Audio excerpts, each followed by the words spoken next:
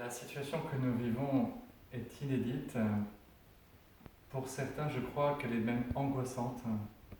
Je voudrais vous assurer de la prière des pères, frères, diacres de la paroisse, et je pense que c'est la même chose pour toutes les paroisses et toutes les églises. Nous sommes bien en communion de prière et vous n'êtes jamais seuls. Voilà. Vous avez toute l'Église, tous les saints du ciel, tous les anges qui sont là. Et nous sommes bien en communion les uns avec les autres. Faites passer ce message à ceux qui n'ont pas forcément Internet, qui ne connaissent pas la paroisse. Nous sommes donc lundi 16 mars, et à l'évangile d'aujourd'hui, dans la messe, il est décrit une scène un peu étonnante au début du ministère de Jésus. Jésus va à Nazareth, dans sa ville natale, et il est rejeté par les habitants de Nazareth qui veulent même le précipiter en haut d'une falaise où la ville est construite. Et Jésus arrive à passer son chemin et à partir. Mais il y a comme un refus du message de paix et de conversion que Jésus est venu donner. Et je crois que ce que nous vivons aujourd'hui est d'abord un appel au changement, à la conversion. En fait, nous nous rendons compte que nous sommes très fragiles. Nous nous rendons compte à quel point notre société, son économie même, de même que le monde entier, l'écologie, la politique, la santé, nous sommes en fait très peu de choses et nous dépendons même d'un virus qui vient de l'autre bout de la Terre. Beaucoup ont fait ce constat, je le fais avec eux, nous sommes très fragiles. Et donc, le premier appel auquel nous sommes invités, c'est à l'humilité. Une conversion à l'humilité. Savoir que nous sommes en fait tout petits et que voilà, nous sommes tous fragiles, vulnérables et interdépendants.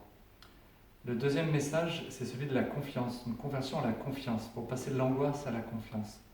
Parce que ce qui se passera demain, nous ne savons pas ce qui se passera demain, et nous sommes soit condamnés à l'angoisse, au stress, au désespoir, soit à la confiance en me disant en fait le Seigneur est là et il ne nous abandonnera pas. J'ai vu aujourd'hui une petite statuette de la Sainte Famille sculptée en bois, avec en fait Marie sur un âne et Joseph en train de marcher devant. Et j'ai été frappé par le visage de Joseph qui va de l'avant. Il emmène sa femme. Au début, je pensais que c'était la fuite en Égypte. En fait, non, c'est le départ de Nazareth à Bethléem au moment de la naissance, au moment de Noël, parce que Marie est enceinte, elle n'a pas l'enfant dans les bras, mais fuite en Égypte ou départ de Nazareth pour Bethléem, peu importe. Il y a cette tension de Joseph en avant qui va là où il est conduit sans savoir où il va. Ça m'a fait penser à cette phrase, mais je ne sais plus quel est l'auteur. Si vous le retrouvez, dites-moi.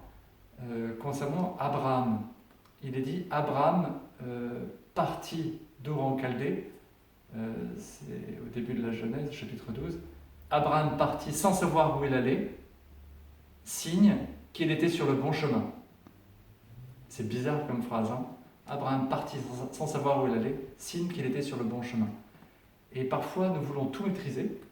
Nous pensons que parce que nous maîtrisons notre avenir, nous savons ce que nous allons faire demain, dans 3 mois, dans un an, eh bien, tout va bien. En fait, ce que nous avons prévu, tout s'effondre, tous les programmes sont arrêtés, et en fait, nous devons faire confiance. C'est pas parce que nous maîtrisons que tout ira bien, c'est pas parce que nous ne maîtrisons pas que tout ira mal. Nous devons faire confiance, conversion à la confiance. Et la troisième conversion que je me disais, que je voyais, c'est la conversion à l'entraide. Parce que peut-être que bientôt nous allons être confinés, chacun chez nous, mais soyons bien attentifs à nos voisins, à nos voisines, téléphonons, envoyons des messages, faisons attention en particulier à ceux qui ne peuvent pas sortir pour faire les courses. Voilà, si vous avez des noms à nous donner, envoyez-les nous, des numéros de téléphone que nous puissions appeler, et faisons ça tout autour de nous.